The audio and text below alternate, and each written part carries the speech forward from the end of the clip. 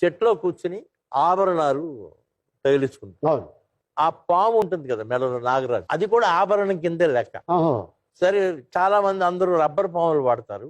ఆయనకి రబ్బర్ వేసుకుంటే ఎలర్జీ అని ఆయన మామూలు పాముని, కూరలు తీసిన పాముని వేయించుకునేవారు.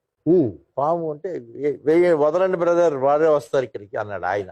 ఏంటో ఇంట్లో చుట్టంలాగా, ఆ చుట్టంలాగా, వదలండి బ్రదర్, వారే వస్తారు, మీరు వదలండి అని.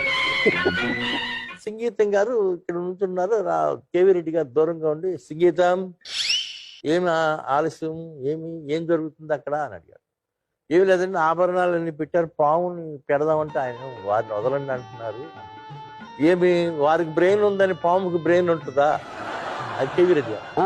ఈ లోపల ఆడు ఏదో బోరు శిష్యు అన్నారు, అది గబా గబా గబా గబా వచ్చి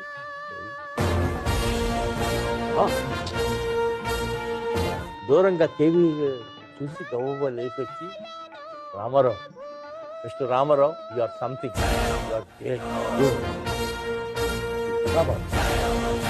ఎన్ని మహానుభావుడి గురించి ఎన్ని